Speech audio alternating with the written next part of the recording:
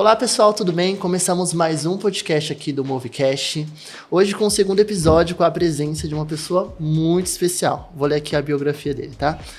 Ele é empresário, professor universitário por 10 anos. Ele dá treinamentos com a empresa Cláudia Costa, diretor consultor e diária do BNI São Paulo e especialista em comunicação e network. E hoje eu tô aqui com quem, gente? Cláudio Acosta. Muito prazer, Cláudio. Seja bem-vindo. Olá, Gabriel. Cumprimento a todos que vão estar aí curtindo, compartilhando o nosso conteúdo. Estou muito feliz de estar aqui. Vamos para mais um podcast, então, falando sobre comunicação e networking. E a dúvida de muitos, né? Como você ingressou nessa área? Como você chegou nessa área da comunicação? Eu fui a criança que pedia para cantar com os adultos nas rodas de violão e isso ajudou muito na minha desinibição. Eu parto do princípio que nós nascemos nos comunicando, né? Através do choro a gente se comunica e faz algumas negociações. Se não me alimentarem, ninguém vai dormir nessa casa hoje. É isso que os bebês fazem. Na escola, eu era aquele aluno que pedia para apresentar o trabalho. Eu não era o que gostava de escrever ou copiar. A gente fazia um pacto. Vocês escrevem e eu apresento. Fui o orador da minha turma no técnico em contabilidade. Depois, novamente na faculdade, tive outra oportunidade também. E eu sempre gostei muito de falar, de me expressar. Até que aos 18 anos eu fiz o meu primeiro curso de oratória, com um especialista que tinha trazido para o Brasil na época uma metodologia dos Estados Unidos que veio, ele fez um treinamento com Anthony Robbins na época e eu realmente fiquei fascinado, viajei do interior, eu sou de Bagé, Rio Grande do Sul, viajei para Porto Alegre, para a capital, à noite, fiz o curso durante o dia, retornei, foi a minha primeira oportunidade, a minha primeira experiência com aprendizado de oratória. Dali para frente, eu comecei a pedir para palestrar em algumas escolas. E aí, pessoal, eu quero dar um recado aqui para todos vocês. Não desistam do seu ideal. Se você acredita naquela ideia, se você acredita que isso pode dar certo, vá em frente, porque o não é uma certeza muito mais forte do que o sim. É óbvio, Sim. E por óbvio que eu recebia não. Eu não era nem graduado ainda na faculdade. Eu já dava palestra. Um acadêmico de administração e pedia para palestrar nas escolas para os alunos do ensino médio. E assim começou a minha carreira, até que em 2001 eu tive o meu primeiro registro profissional como instrutor de treinamento profissional em uma rede supermercadista lá no Rio Grande do Sul. E daí para frente são 22 anos, 23 anos agora falando em público. 22 anos. É muito engraçado e quando a gente pega a história das pessoas, a gente percebe que desde muito novo já dava sinais de que queria seguir para essa área. Você sempre quis seguir na área de comunicação. Você acreditava que essa era a área que você iria se desenvolver. Sim, aos 17 anos, eu tenho até uma passagem especial com São Paulo nessa época. Aos 17 anos eu mandei um e-mail para um psiquiatra, palestrante e treinador chamado Roberto Chiniachik, aqui de São Paulo. E eu disse aos 17 anos para ele que eu queria me tornar um palestrante, um treinador, que nem ele. E qual caminho eu deveria seguir? E 15 dias depois, essa resposta chegou.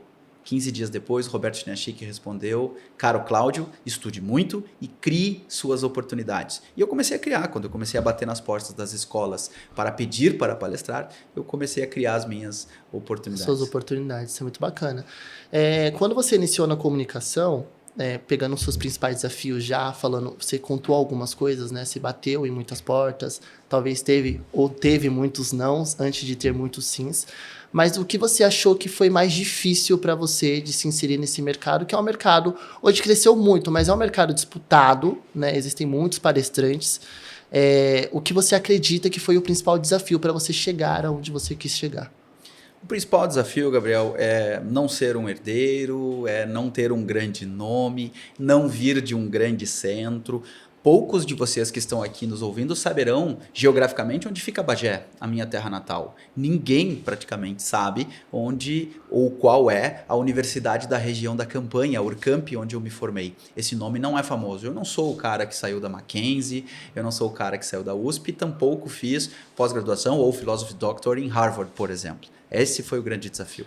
Um principal desafio, né? Eu sempre falo que palestrante, ou você tem que ter uma baita formação pra galera falar, caraca, essa pessoa sabe o que tá fazendo, ou ter aquela primeira impressão, ou a pessoa tem que ser muito famosa, que de certa forma ela já abre portas de uma forma muito mais fácil. Então, pelo que eu vi, aquela coisa, você estava iniciando a carreira, teve a sua formação, não era a maior, uma Harvard e tudo mais, mas você conseguiu e foi com o que você tinha na mão. Eu sempre falo para as pessoas, a gente espera muita coisa para iniciar uma coisa e existem pessoas que com pouco recurso vai com ousadia, com coragem e conseguem, né? Faça o melhor que você puder com os recursos que você tem.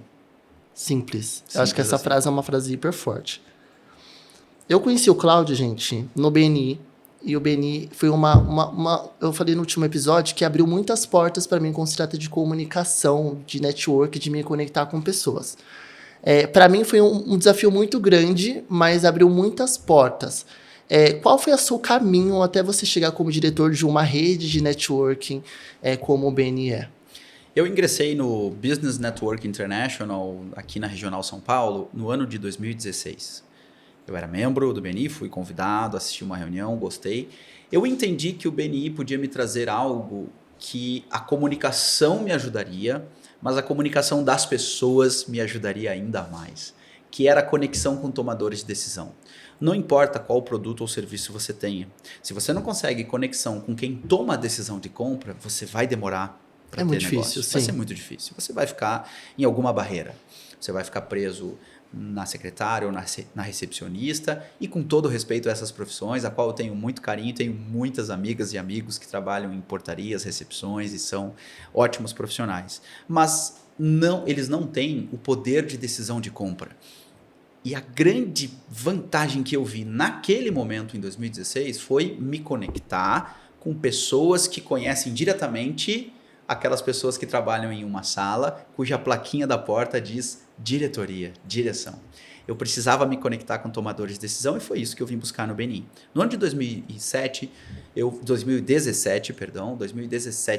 eu fui convidado a ser diretor consultor, que é uma figura responsável por apoiar a gestão de uma equipe, de um grupo de empresários, já que eles têm autogestão. Em 2022, diretor de área de 10 equipes aqui em São Paulo.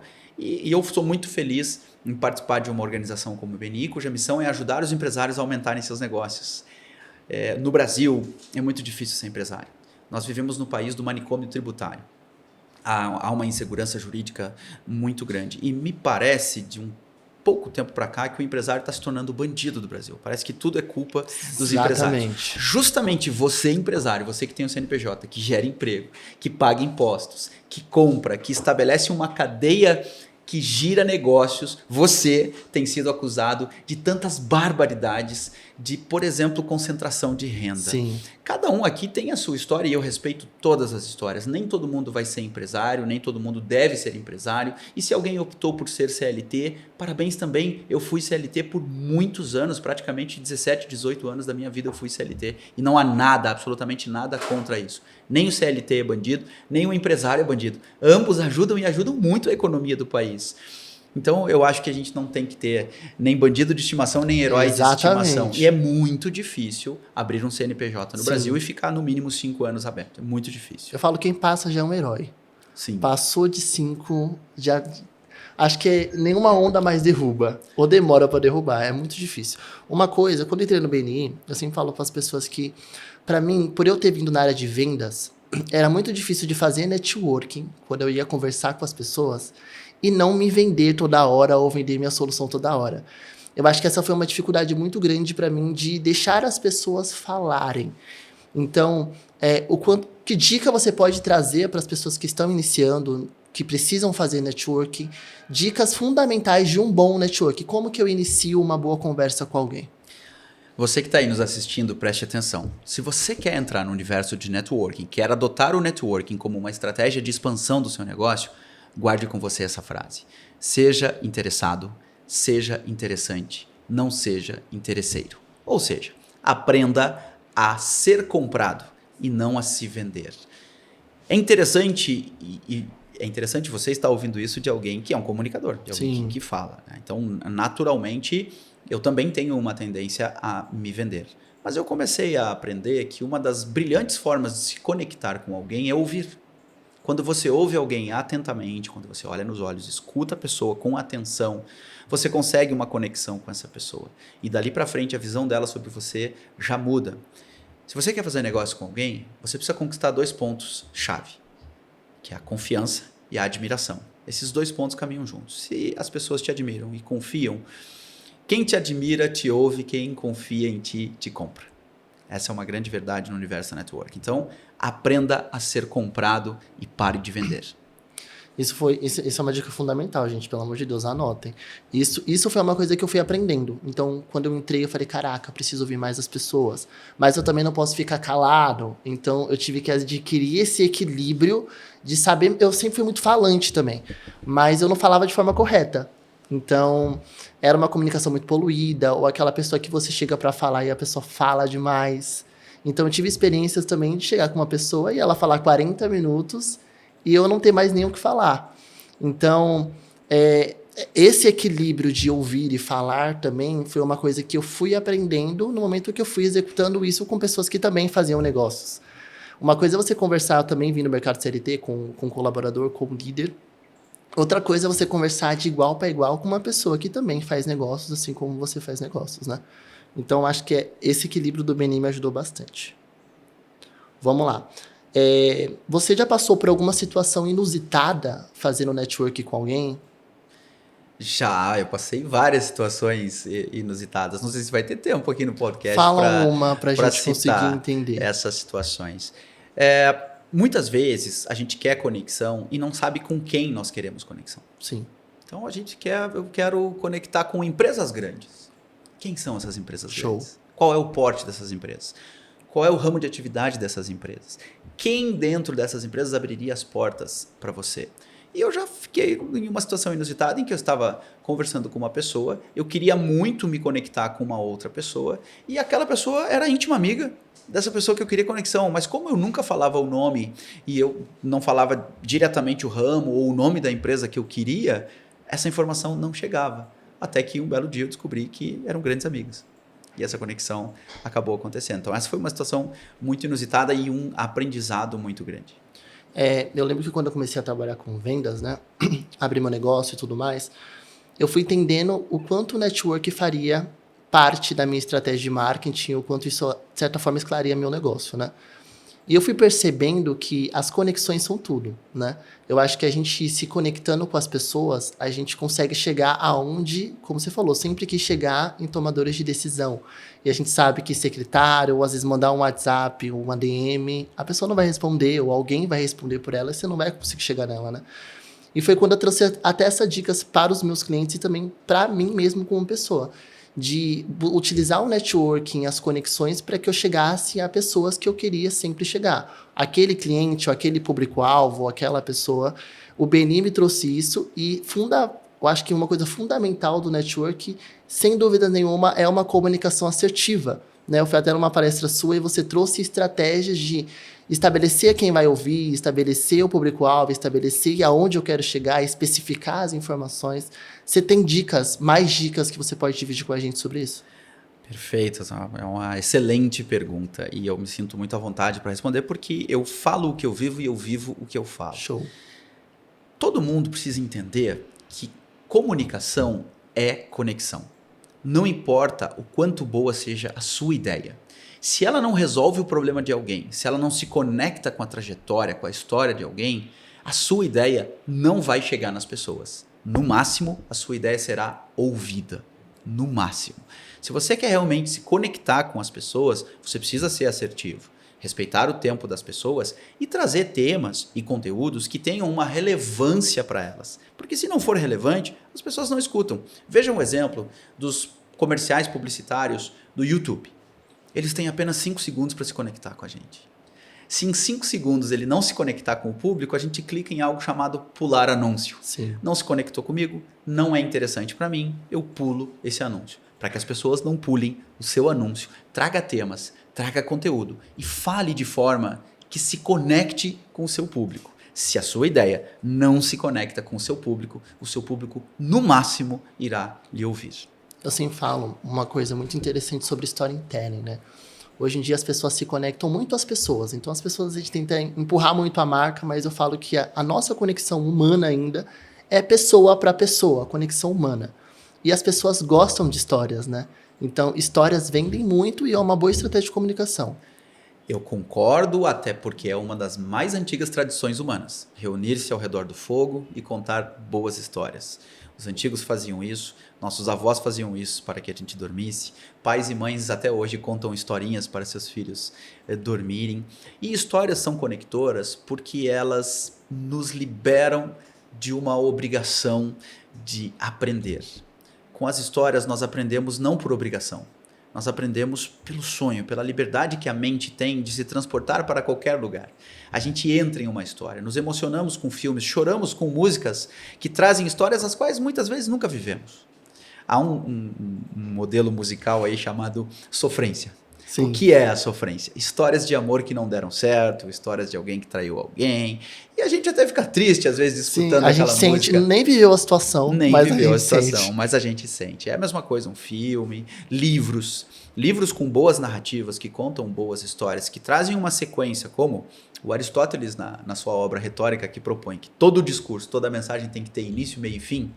Todo livro que traz uma narrativa muito sedutora de início, meio e fim, ele nos prende. A gente entra naquela história. E não raras das vezes sonhamos com capítulos do filme e de histórias que nunca vivemos.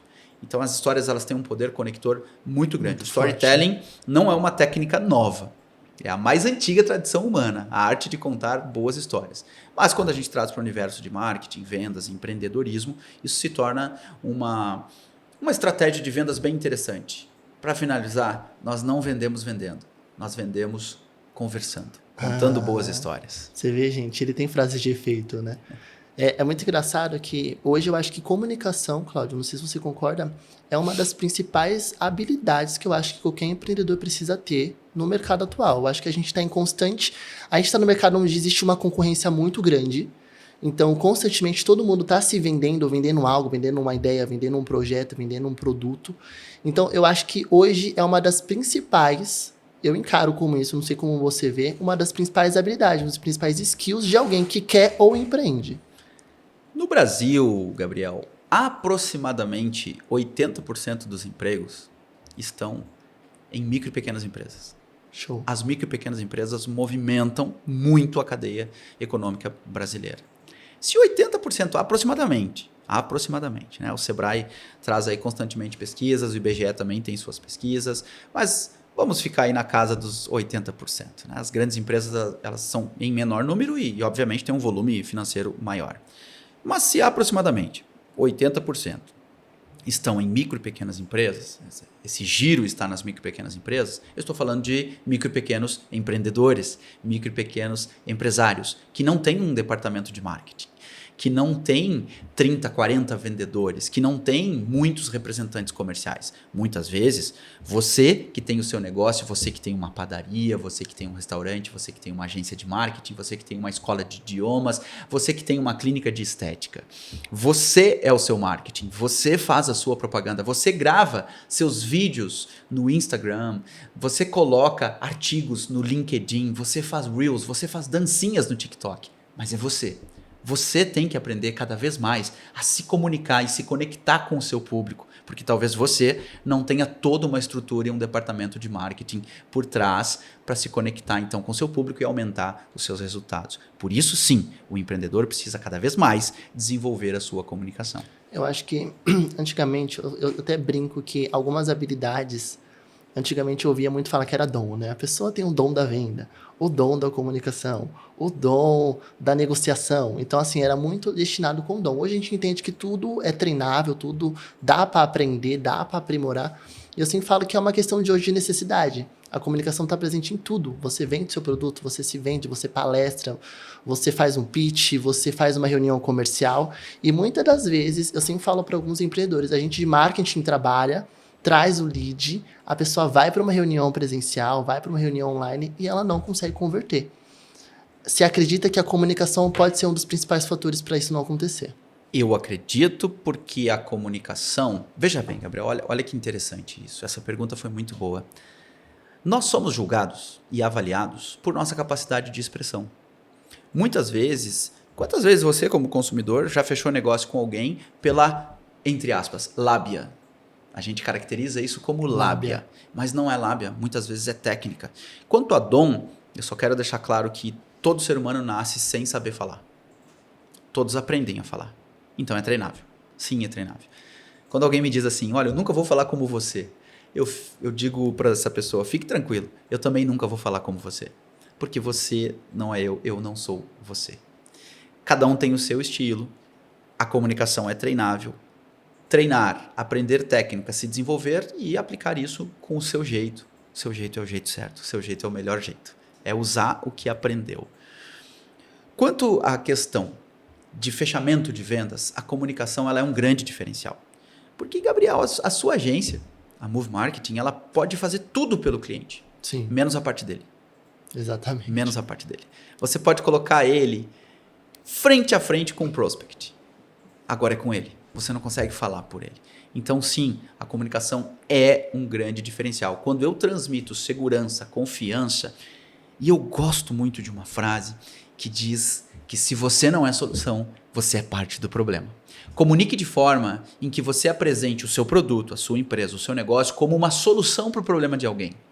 Hoje, os consumidores, os prospects, eles não compram mais coisas. Ninguém compra mais uma viagem. As pessoas compram uma experiência. Sim. Ninguém está comprando mais apenas comida. As pessoas compram tempo. A plataforma iFood cresceu porque nós não temos mais tanto tempo. Facilidade, né? Facilidade, praticidade, tempo, velocidade. É uma série de coisas que quem ainda vende coisas vai quebrar em pouco tempo. Essas empresas não vão mais existir. Não venda batom, venda a possibilidade de um romance. A gente tem que vender o benefício, resolver o problema para alguém. As pessoas estão na academia não só por estética, mas também por saúde. Show. É muito engraçado, a gente pegando um gancho, a gente pegou muita comunicação voltada para fechar uma venda e tudo mais. Mas a gente sabe que tem muitos empreendedores que têm equipe. E eu acho que uma das dificuldades de muitos líderes hoje que têm equipe, que têm subordinados, colaboradores, é a comunicação com o colaborador. Perfeito, Gabriel. Quando a gente conversa com advogados trabalhistas, eles nos contam um número estatístico que eu fiquei realmente chocado. 60%, aproximadamente 60% das causas trabalhistas têm um fundo emocional. E onde nasceu esse fundo emocional? Na forma como o seu líder se comunicava com ele, na forma como a pessoa do RH comunicou a demissão, na forma como ele foi desligado da empresa. Muitas vezes a gente ouve de pessoas, olha, eu não ia colocar aquela empresa na justiça, mas só pela forma como eles me trataram quando me demitiram, Exatamente. eu nem que seja só para incomodar, eu vou entrar na justiça, num ato de vingança. Nós vivemos uma era em que está muito difícil a questão da comunicação com colaboradores, nós temos aí muitos casos de assédio sexual, assédio moral, e tudo isso está conectado. Onde nasce o assédio moral? Na comunicação. Sim. Se eu grito com alguém na frente de outro, se eu menosprezo, se eu diminuo alguém na frente de outro, eu estou cometendo um assédio moral. E o público masculino que me perdoe, mas muitos de nós homens, o homem desaprendeu a dar as antigas cantadas e passou uma linha. Passou uma linha e aí transformou isso em assédio sexual, por exemplo, que está ligado também à forma como a gente se comunica com as pessoas. Algumas pessoas se sentem menosprezadas, ofendidas, agredidas, e tudo isso está ligado a uma comunicação que ainda é violenta. No ambiente corporativo, ainda há muita violência na comunicação, principalmente quando nós estamos em épocas de fechamento de metas, quando nós vamos cobrar as equipes sobre algum resultado. Ali acontece muita situação de assédio. E não se esqueçam, quanto mais ferramentas de comunicação nós temos ao nosso dispor, mais problemas à vista.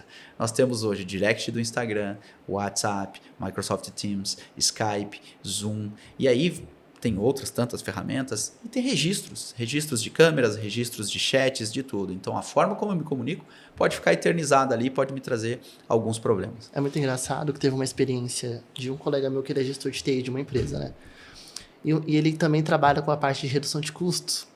E um dia ele postou no Instagram, é muito engraçado isso quando você fala de muitas ferramentas de comunicação. Ele postou no Instagram um meme, e nesse meme falava assim, aquele momento em que a gente reduz muito o custo da empresa e não recebe nada por isso. A gestora e diretora da empresa chegou a ver, encaminharam para ela e ela chamou ele para conversar. Então, a gente acha que é coisa besta, né? Isso é um gestor. Imagina um dono de uma empresa postando algo que, de certa forma, afete um funcionário, ou afete um cliente, ou um posicionamento político, como a gente bem conversava. Você acredita que tudo isso, até as redes sociais hoje, pode ser levado em consideração? Sim, porque nós não separamos. Você não é o Gabriel Faria no Instagram e outro Gabriel Faria aqui. Você é o Gabriel.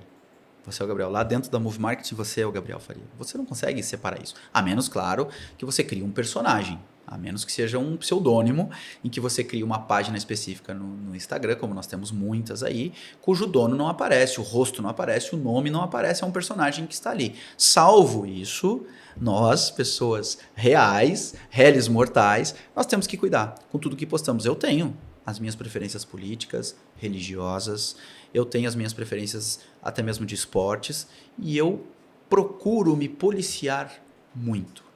Procuro me vigiar muito nas postagens que vou fazer, porque eu posso estar desagradando alguém. E aqui eu quero deixar claro, não é que a gente viva para agradar ninguém. Não, de forma alguma. Até porque nos piores momentos da nossa vida, geralmente nós estamos praticamente sozinhos. Não se trata Sim. disso. Mas se trata de conquistar inimigos à toa. Se trata de travar batalhas que não são nossas. Se trata de escolher as peleias que a gente vai entrar. Exatamente. Isso fica um alerta para vocês. Eu sempre falo para as pessoas que hoje, por conta do acesso à tecnologia, antes de eu encontrar o Cláudio, eu entro no Instagram, eu entro no Facebook, eu entro no LinkedIn, eu pesquiso o site, eu peço indicações. Então, assim, eu consigo entender exatamente como você falou. Quem é o Cláudio por completo e realmente ver, caraca, me conectei, vou chamar ele para palestrar. Ou não me conectei porque eu não gostei desse tipo de posicionamento, não vou me conectar a ele, não vou adquirir. Então, a gente não dá nenhuma uma oportunidade. A primeira impressão é aquela, né? Então, acho que isso é um alerta muito interessante para vocês. Eu vou falar sobre um tema agora, que eu acho que é um tema que assusta muito o empresário, que é uma palavra chamada feedback. Eu acho que hoje é uma das principais, toda vez que eu vou conversar com um empresário que tem equipe, ou até mesmo feedback para um próprio cliente, existe uma grande dificuldade de formular ou de se comunicar, aquele medo de não magoar, aquele medo de não tomar um processo, aquele medo de não perder o cliente ou perder o colaborador. Como você enxerga isso e que dica você pode trazer para um empreendedor que precisa dar um feedback? Um dos grandes equívocos, eu não vou ser atrevido aqui e dizer que é um grande erro, mas é um grande equívoco que muito líder comete, é utilizar o feedback como uma espada. Se o feedback tem o objetivo apenas de ferir, ou de diminuir, ou de mostrar erros o tempo inteiro, eu já não estou ganhando nada com esse feedback. Se eu quero recuperar aquele colaborador, se eu quero que ele mude um comportamento, que ele mude uma atitude, que ele se adapte melhor aos valores da empresa, se eu quero trazer ele para perto, eu não posso apontar uma espada para ele. E muitas pessoas se equivocam e dão feedbacks que são monólogos. Você senta, escuta, e eu aponto e digo, olha, você errou nisso, você errou naquilo, não é legal, se continuar nós vamos ter que dar uma advertência. Ou seja, viés negativo e o feedback como espada, como punição. E que tal ouvir o outro? E que tal entender o outro? O que levou ele àquele resultado? Ele está contente com aquele resultado? O que ele faria de diferente para não repetir aquele resultado? O que ele entende que causou esse problema no setor dele, naquela atividade, naquela operação? É importante ouvir as pessoas, porque se o objetivo do feedback é recuperar, eu preciso que essa pessoa esteja junto comigo, conectada Sim. comigo, me ouvindo verdadeiramente. Se eu aponto uma espada, se o feedback é um instrumento de punição, qual é o comportamento do outro? Defesa. Ele vai ficar criando justificativas e desculpas e nenhum de nós sairá contente dessa reunião de feedback. Há empresas que já não trabalham mais com feedback. Agora elas estão trabalhando com feed forward. Eu não consigo mudar passado. Até aqui o resultado foi esse. Daqui para frente, o que faremos juntos para que isso seja diferente? Essa é uma grande proposta. Então eu proponho a você, empresário, que vai dar um feedback para o seu colaborador, defina muito bem o objetivo do seu feedback e comunique de forma agregadora, acolhedora. Se você usar o feedback como uma espada, você vai ter de outro lado um comportamento de defesa e não há ganhos nisso. Eu sempre falo para as pessoas que às vezes, hoje em dia a gente sabe que é muito difícil de achar gente boa, parceiros bons. Então às vezes você perde pela falta de alinhamento, pela falta de conversar, pela falta de entender o lado do outro, ou como você falou, pela falta de uma comunicação assertiva no momento. Então você chega para dar um feedback e a pessoa não entende. Eu já passei por situações, quando eu trabalhava, de me darem feedback e eu não entender o intuito do feedback. Depois de um bom tempo de maturar a informação, tentar pensar, pedir um outro feedback, eu consegui entender aquilo. E acabava que eu saía. Então, a gente perde muitas das vezes, assim, fala que feedback é uma ferramenta que aproxima ou afasta. Então, ou você traz a pessoa para perto, você alinha e mantém, ou você simplesmente afasta e perde a oportunidade de alinhar, às vezes, uma coisa que poderia ser boa, né? Perfeito. Uma das outras coisas que é muito interessante para quem empreende é palestrar. Por mais que, não faço uma palestra como o Cláudia Costa faz, mas palestras numa apresentação, é convidado por um podcast, é convidado para apresentar para um grupo de empreendedores. E eu percebo uma grande dificuldade, às vezes, por mais que a pessoa domine o que ela faça, seja um baita profissional, ela não consegue transmitir a ideia de uma forma muito clara para as pessoas do que ela faz. Sim, isso acontece muito. Eu costumo dizer que não importa o quanto boa seja a sua ideia, o quanto mirabolante, ou inovadora, ou incrível, ou singular, ou única seja a sua ideia. Se você não souber vender essa ideia, comunicar essa ideia com o público que você quer atingir, não adianta. E cada vez mais nós somos convidados a palestrar. Cada vez mais isso vai acontecer. Eu hoje estou aqui convidado para participar de um podcast, amanhã eu posso ser convidado para palestrar em uma reunião de empresários, outro dia eu posso ser convidado para ter uma fala em uma reunião de negócios. O que as pessoas confundem, Gabriel? As pessoas acham que oratória só é utilizada em palestra e que palestra só é aquele momento em que eu subo num palco e tem 200 pessoas me assistindo. Não, uma discussão de relação entre marido e mulher, entre namorados, entre pessoas que se amam, até mesmo família, pais e filhos, é uma discussão de relação. As discussões de relação afetiva são palestras. Porque um está escutando e o outro está falando, né, do latim parlar. Então, do italiano também. Então, eu estou me comunicando. Um está falando, o outro está ouvindo. Isso é uma palestra. Uma discussão de relação é uma palestra. Uma cantada amorosa é uma palestra. Um convite para jantar é uma palestra em que eu vou vender uma ideia para alguém que vai comprar a minha ideia ou não. É uma coisa que é direcionada, tem uma estratégia, tem um objetivo. Tem início, meio e fim. Tem uma forma de comunicação. Então as pessoas precisam enxergar mais a palestra como sua amiga. Palestra é uma grande oportunidade de você vender a sua imagem e as suas ideias. Show. Uma coisa muito interessante que eu sempre falo para as pessoas é aqueles primeiros segundos, a energia. E eu percebo que as pessoas têm muito essa coisa, às vezes, da comparação. Foi o que você disse no início, né? Eu nunca vou falar como o Cláudio. Eu nunca vou conseguir me comunicar como o fulano se comunica. Então, como você lidou na sua carreira com a comparação? Eu assisti uma palestra de um psicólogo, que depois eu vim até trabalhar com esse psicólogo, foi muito, muito interessante, em que ele fez uma pergunta que eu nunca mais esqueci na minha vida. Quanto melhor eu sou hoje do que eu era ontem? Quanto melhor eu sou hoje do que eu era ontem? E aquilo me marcou. E ele disse naquela palestra que a comparação é a maior ladra da felicidade. E se a gente olhar para as redes sociais hoje, muitas pessoas querem viver a vida do outro, querem ir para a praia que o outro foi, querem ter o marido da outra, a mulher do outro, o carro do outro. E o Ivan Misner, que é criador do BNI, o grande fundador do BNI, ele disse algo fundamental. A grama não é mais verde no pátio do vizinho. A grama é mais verde onde você rega. Se eu rego o pátio do vizinho, o quintal do vizinho, a grama dele vai ser sempre mais verde e a minha comparação vai ser sempre ruim, porque eu estou sempre aquém. Porque a minha água está indo para a grama do vizinho. Regue você, desenvolva você e faça essa comparação com você mesmo. O quanto melhor eu sou hoje do que eu era ontem. O quanto melhor eu estou falando. O quanto melhor eu estou dominando o meu tempo. O quanto melhor as pessoas estão elogiando as minhas falas, as minhas aparições em público, em vídeos. Como estão esses resultados? Avalie os seus resultados. E sim, saiba, nós temos no máximo 5 segundos para ganhar a conexão com as pessoas. 5 segundos. Pouco tempo.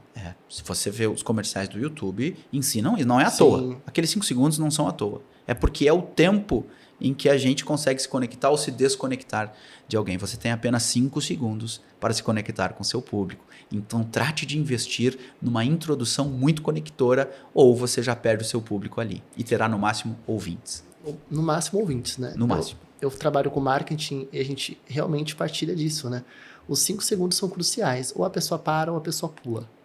Não tem outra alternativa. Ou ela assiste até o final, mas para ela assistir o primeiro 5 segundos você se conectou. Ou você falou uma necessidade, ou você falou uma coisa que se conectou a ela. Se você não fala, perde. Uma outra coisa muito interessante é sobre segurança ao falar. Eu lembro que um dia eu participei de um teste de inglês. Muito interessante, há muitos anos atrás. E o cara, o entrevistador, né, porque eu estava fazendo uma vaga para engenharia, ele falou assim, Gabriel, existem pessoas aqui que falam menos inglês que você, têm um conhecimento muito menor, mas são tão seguras que conseguem se comunicar melhor do que você conseguiu. Eu acho que quando eu peguei aquele feedback, a minha vida mudou. Porque eu falei, caraca, existem pessoas que são muito melhores do que eu, sim, ponto. Mas existem pessoas que às vezes nem é tão boa, mas são muito mais seguras. E eu percebo que hoje as pessoas têm muita dificuldade, Cláudio, eu não sei como você enfrenta isso.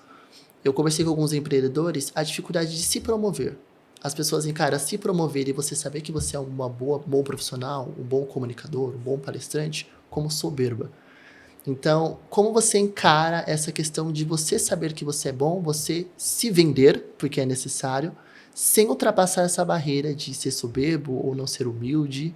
Como você encara? Já passou por alguma situação assim? Já sim. Eu fico ansioso e nervoso diante de qualquer apresentação minha.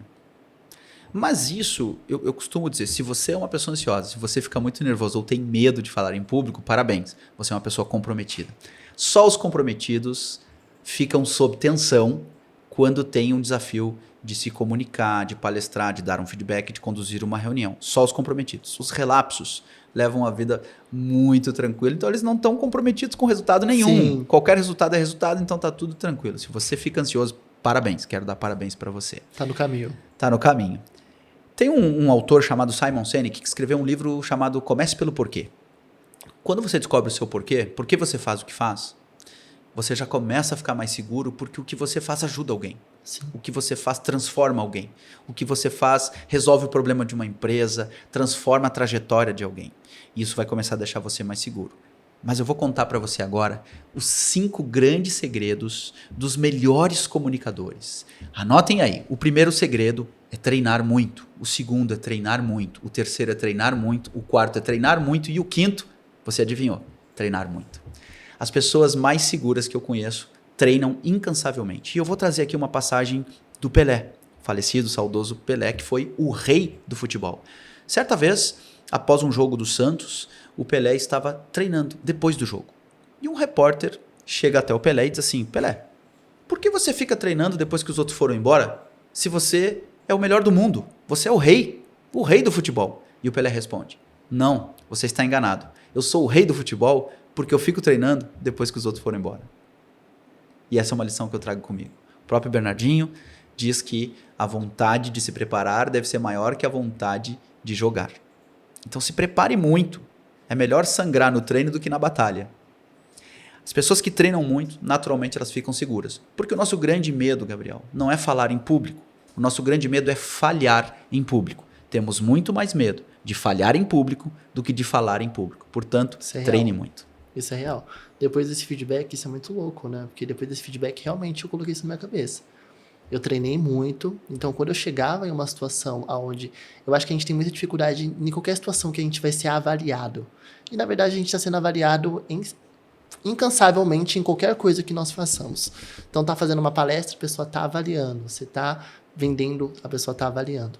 Então quando a gente chega nesse ponto de ser avaliado, realmente treme as pernas, né? Porque você fala, caraca, a pessoa vai me avaliar. Então assim, a visão dela não é uma visão como 2 amigos conversando. Ela está avaliando como eu vou me comunicar, ela está avaliando como eu vou vender minha ideia. Então, quando eu entendi isso, realmente foi o que você falou. Treinei, sou bom no que eu faço, estou seguro. Tenho medo? Vou com medo mesmo. Eu acho que uma coisa que você pegou muito interessante que a gente falou no início é o poder de lidar com o medo. Eu acho que eu queria até te perguntar, porque você é um cara muito seguro, mas a gente sabe que todo mundo tem medos, tem que lidar com riscos. Teve alguma situação na sua vida, na sua carreira, que você teve muito medo de algo e você teve que ir com medo mesmo? Sim, eu participei de 8 processos seletivos. 8 processos seletivos, com entrevistas, dinâmicas de grupo. Eu tive muito medo. Quando eu recebi a notícia que eu seria promovido pela empresa a qual eu trabalhava e viria para São Paulo, uma maior metrópole de negócios da América do Sul, eu fiquei com muito medo e eu tive que comunicar isso para algumas pessoas. Isso me trouxe medo. A primeira reunião com os novos colegas aqui em São Paulo me trouxe medo e diante de qualquer desafio que envolva a apresentação me traz medo. Mas eu quero tranquilizar você que está aí nos assistindo, curtindo, compartilhando aí com seus amigos, que o medo é um grande amigo. O medo preserva. Por que olhamos para os dois lados antes de atravessar a rua? Porque temos medo de perder a vida, então ele nos preserva, o medo é bom. Onde o medo passa a ser um problema? O medo passa a ser um problema quando ele se torna uma trava. Aí ele não me preserva mais, aí ele me estaciona. Eu assisti o filme Napoleão Bonaparte e ele se conectou com algo que eu tinha ouvido, uma lenda, uma fábula sobre o grande general Napoleão Bonaparte. Napoleão era um grande estrategista, muito estrategista, um belíssimo estrategista de guerra. E certa vez ele foi encontrado atrás de uma árvore com as pernas trêmulas. E o soldado disse, não, eu não estou acreditando. O grande general Napoleão Bonaparte, tremendo de medo, e ele disse, sim, eu tenho muito medo de morrer, tenho medo de perder a guerra, de perder a batalha. Mas eu vou em frente, mesmo com medo. Então, se você tem medo, vá em frente, mesmo com medo. A coragem não é a ausência do medo. Coragem é ir em frente, apesar do medo. Show! Anota. Uma coisa interessante, eu lembro quando eu participei de uma palestra, vamos falar aqui sobre primeira impressão. Quando eu participei da primeira reunião do BNI, eu lembro, relatando aqui, quando você falou, e você fala alto, você tem uma oratória boa, e existem pessoas também que têm essa presença, né? Eu sempre falo que isso muitos ligam à personalidade. Mas depois de um tempo eu fui amadurecendo essa ideia de falar, caraca, a pessoa foi marcante. E é muito interessante quando a primeira impressão sua é, nossa, aquele homem falou muito bem, ou aquele cara tem uma boa oratória, ou aquele cara se comunicou muito bem, ou foi muito divertido. E eu percebo que quando eu converso com alguns empreendedores também existe uma grande barreira da pessoa pegar a personalidade e falar, eu sou tímido, não falo muito alto. Então a pessoa coloca muitas barreiras para poder chegar nesse nível de ser notado. Mas eu acredito que hoje é muito importante você chegar e ter uma boa impressão. Você acha que ser notado é uma coisa fundamental quando se trata de negócios? Sim, Gabriel. Eu costumo dizer que não é que a primeira impressão é a que fica. Se você tem muitas oportunidades de ver de novo as mesmas pessoas, você consegue ir mudando essas impressões. Mas cuidado para que a primeira impressão não seja a última. Porque talvez essa primeira impressão marque de uma forma tão negativa que fique ruim depois de desfazê-la. E existem oportunidades que são únicas. Quando você está diante de um prospect, ele está ouvindo a sua proposta, e você não ocupou o seu espaço, você não comunicou de forma clara, assertiva e objetiva, acabou. Raramente, eu falo raramente porque eu não quero ser atrevido e dizer é impossível. Mas raramente um prospect vai dizer, olha, Gabriel, eu não gostei muito da sua apresentação, você pode vir fazer uma outra para ver se melhora? Isso não vai acontecer. Se ele não gostou, ele não compra, ele passa o próximo da fila, e o concorrente vem e vai pegar a sua vez. Não há problema nenhum em ser tímido. Timidez não é pecado, não é crime, nada disso. A questão é, se você entende que a sua timidez atrapalha em alguns pontos, busque ajuda e mude esse cenário.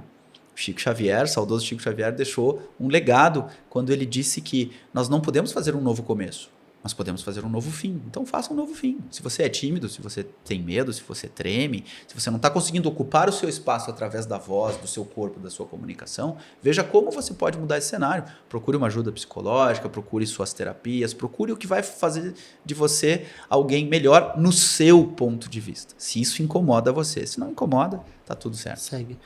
Muito interessante que um dia eu vi uma frase da Crisa Cândida, uma empreendedora, e ela falava assim um pouco sobre a história de vida dela e de sucesso, né?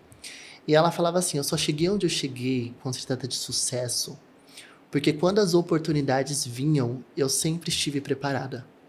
E quando eu vi aquela frase no treinamento, isso me impactou muito, que eu falei, quando as oportunidades vinham, eu sempre estive preparada. E aí a gente fala sobre preparação. Eu acho que às vezes as pessoas esperam a oportunidade de fazer um pitch, esperam a oportunidade de fazer uma palestra para se preparar. E hoje você trabalha com treinamentos, né? Então, como que funciona esses treinamentos para a gente dividir com a galera? Quando eu dou um treinamento de oratória, e um deles é o Speaking Training Program, outro deles é Storytelling para Negócios, outro deles é Oratória para Negócios. Eu tenho alguns treinamentos na linha de comunicação, networking, negócios, liderança, persuasão, influência. Eu costumo dizer para as pessoas que... Eu li um provérbio uma vez que me chamou que a oportunidade é uma deusa careca com apenas um punhadinho de cabelo e com óleo no corpo inteiro. Eu tenho que pegar ali. Eu tenho que ser muito assertivo. O que eu faço, e a minha metodologia, Gabriel, ela se diferencia em um ponto-chave. Muitos treinamentos, muitos cursos de oratórias que são muito bons, mas eles pregam uma metodologia de fora para dentro. Eu ensino técnicas, você aprende as técnicas e repete essas técnicas. Nos meus treinamentos, eu preparo as pessoas de dentro para fora. Primeiro, vamos aprender a estruturar a sua ideia. A sua ideia tem que ter uma estrutura conectora de início, meio, fim. Vamos ver como rechear cada parte. Para depois preparar o apresentador da ideia. Aí sim é de fora para dentro. Mas primeiro, a lógica do pensar. O pensamento lógico, o pensamento conector, o pensamento decodificador de uma ideia. Porque nem todo mundo vai compreender a sua ideia ou vai entender que ela é útil.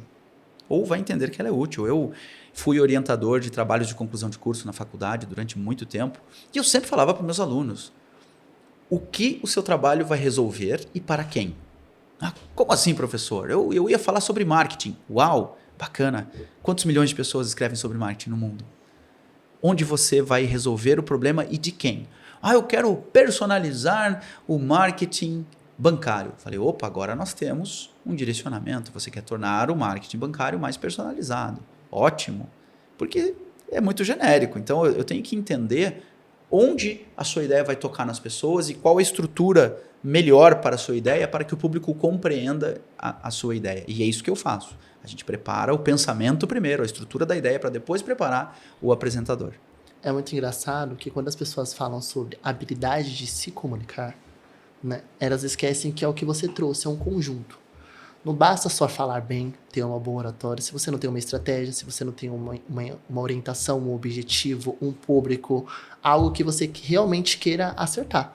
Então, se comunica de uma forma muito vaga, atinge todo mundo, ok, todos te ouviram, como você mesmo disse, né? Mas o objetivo você não alcançou. Então, eu acho que fica muito essa reflexão para você que está assistindo. E outra coisa que o Cláudio disse, no início, às vezes você está iniciando o seu trabalho, o seu empreendimento, ou você já é um empreendedor e você quer crescer, e no início a gente faz tudo sozinho. Então, é necessário você adquirir essa habilidade. Seja treinando, como ele disse, as 5 dicas. Treine, até que você... Eu era uma pessoa que eu palestrava na frente do espelho. Eu gravava áudio e depois eu ouvia. Caraca, eu poderia mudar isso. Então, eu acho que isso é uma estratégia muito boa. Alguns seguidores mandaram algumas perguntas, eu vou te fazer para você ir respondendo, tá? Vamos lá. Comecei a empreender, mas tenho muita dificuldade de vender o meu produto. Morro de vergonha de falar. As pessoas, muitas vezes, elas começam a empreender e elas sabem tudo sobre o seu produto. Elas sabem. Se eu sentar com essa pessoa aí, ela vai saber me dar uma aula sobre o produto dela. Mas eu sou Você precisa aprender um ponto. Onde o seu produto se conecta com o seu público? Qual o problema que o seu produto resolve para o seu público?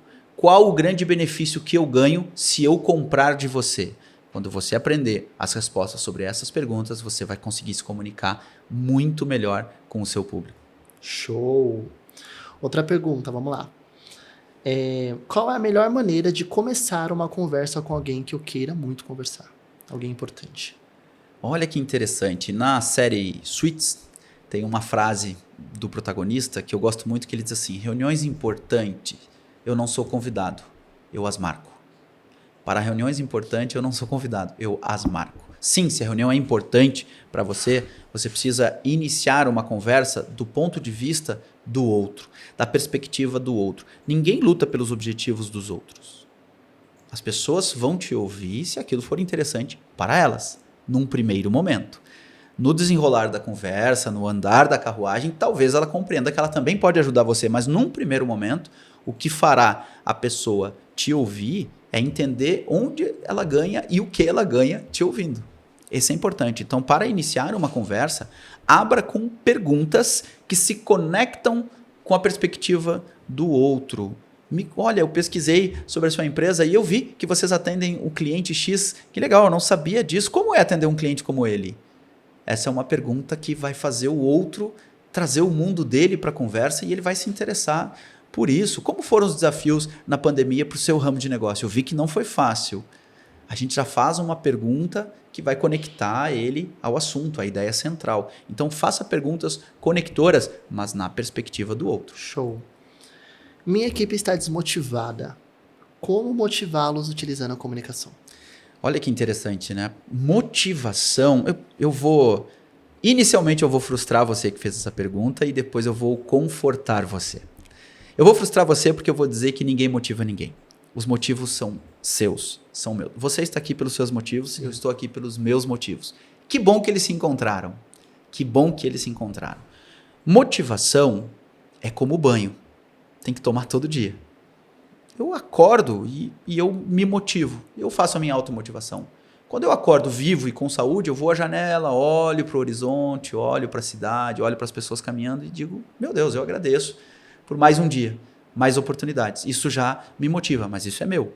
Se o meu vizinho abrisse a janela e dissesse, olha, se motive, hoje vai ser um grande dia, eu não sei se isso me motivaria. O que você pode fazer é inspirar as pessoas através da comunicação. No seu bom dia, animado, em uma reunião com algum momento inspiracional, trazendo a música para o seu ambiente de trabalho. Tem empresas agora que estão proporcionando, por exemplo, o Dia Pet, em que as pessoas podem levar o pet para a sua empresa, para se motivarem, para trabalharem melhor. Então, o que a gente consegue fazer é inspirar através de comunicação, com frases de efeito, com músicas, com livros, com painéis, e aí a criatividade é livre. Mas motivar é uma tarefa praticamente impossível. Forte essa frase, né? Ninguém motiva ninguém. Outra pergunta, você tem alguma referência ou teve alguma referência profissional? Sim, muitas referências profissionais. O Roberto Chiniachik, que eu tive a oportunidade de conhecer aqui em São Paulo, ele tem uma banda e muito louca essa história. Eu tive uma cliente de uma outra empresa que eu fazia parte, eu tive uma cliente. Essa cliente era casada com o baixista da banda do Roberto Chiniachik. O Roberto Chiniachik tinha uma banda. E eu não sabia. E a gente falando de negócios, de contrato, de minuta, de datas, de valores. E eu mencionei. Ela falou, mas como você veio parar aqui em São Paulo? Eu contei. Eu digo, olha, aos 17 eu já tinha tido contato com um médico paulista e tal, não sei o quê. Ela, que médico? Eu falei, Roberto Chiniachik. Ela, o Beto? Nossa, ele toca com meu marido, eu fiz tratamento com ele, meu amigo, pessoal e tal. E me levaram, eu conheci ele, para mim, é uma grande referência no universo de palestras, treinamentos. Ele é realmente, assim, uma grande referência. E tem outras referências também que escrevem muito bem. Show. Em outras áreas. Interessante. Eu deixei a mais polêmica pro final, tá? Como encerrar um bate-papo ruim sem ser insensível? Olha, eu costumo usar uma técnica chamada o doce veneno do escorpião. Como eu destilo o doce veneno do escorpião sem ser insensível? Nós temos um problema, nós latinos, nós temos um problema com feedbacks, com respostas, com verdades. Nós temos um problema. Principalmente quando essa comunicação é direta, quando alguém diz, olha, cara, o que você está falando não é interessante para mim, então eu prefiro sair, tá? Você não está me agregando nada. Essa pessoa vai ficar magoada, ela vai ficar braba comigo e eu estou conquistando uma inimizade. Você tem algumas formas de sair dessa situação. Uma delas é realmente dizer que você tem um compromisso, que você adoraria ouvir mais e que vocês podem marcar um outro momento e se retirar desse assunto. Outra é utilizando algumas perguntas de reflexão. Vamos supor que o Gabriel estivesse aqui comunicando comigo e ele está falando de alguém, está tentando iniciar uma fofoca. Eu posso perguntar para o Gabriel, mas a sua impressão sobre essa pessoa é essa mesmo? Ou o que você está me falando é porque você já ouviu de alguém? Eu já começo a fazer o Gabriel, a persuadir o Gabriel a refletir sobre o que ele me vai falar. Sim. E se ele insistir, eu posso dizer, Gabriel, eu gosto muito de você, mas eu também gosto muito dessa pessoa que você está me falando. Você não acha que é um pouquinho injusto ela não estar aqui com a gente? Vamos chamar ela para a gente tomar um café, para a gente almoçar? Porque se o assunto é ela, eu queria que ela estivesse aqui. Eu gosto muito dela, gosto muito de você. Então há algumas formas da gente sair sem agredir. O interessante é não agredir, porque também não há necessidade da gente conquistar uma inimizade. Né? Porque às vezes as pessoas fecham as portas, e eu acho que isso é muito sobre o que você falou, né? Às vezes você não gostou muito, às vezes a pessoa, o assunto não estava muito legal, mas não deixa de ser uma pessoa talvez interessante para você no futuro. Então, é o segredo de não fechar as portas, né? Eu lembro que você já falou muito sobre isso, isso é muito interessante. Para a gente iniciar, eu vou fazer um bate-bola com você. Ok. Eu vou te fazer uma pergunta, uma palavra, e você responde com a primeira coisa que vem na sua cabeça. Perfeito. Tá bom? Vamos lá. Um sonho. Um sonho. Palestrar em um evento para 1.500 pessoas. Show. Um medo. Da morte. Uma curiosidade. Uma curiosidade, eu fui vocalista de uma banda de Mamonas Assassinas cover. Eu já fui o Dinho cover. Uma conquista. Ter vindo para São Paulo. Um aprendizado.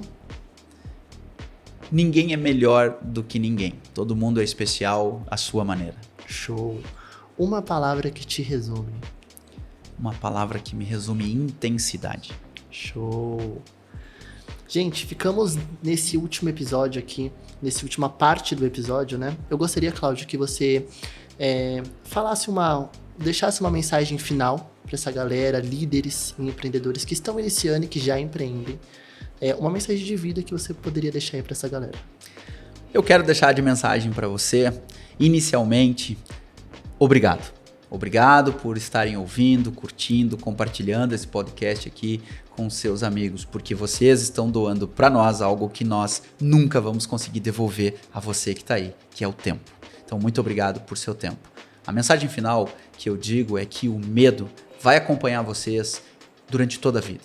E que bom, porque ele vai preservar vocês de muita situação. Coragem não é a ausência do medo. Vá em frente, escreva seus objetivos, conecte-se com quem você acha que faz sentido para levar vocês até lá. Porque tartaruga não sobe em árvore, alguém tem que colocar ela lá. Sozinho você pode até ter uma determinada velocidade, mas em conjunto você vai ter muito mais força. Escolha seu bando, escolha suas batalhas, vá em frente, vá com tudo, porque a vida, meus caros, não tem replay. Show! Anotem essa frase. Finalizamos esse episódio. O link das redes sociais do Cláudio vai estar aqui na descrição. Também esse episódio vai estar nas nossas redes sociais, na rede social do Cláudio e também no YouTube. Acompanhe os próximos convidados, que eu vou trazer uma galera muito interessante, assim como a palestra do Cláudio aqui junto conosco nesse podcast. Muito obrigado. Até a próxima.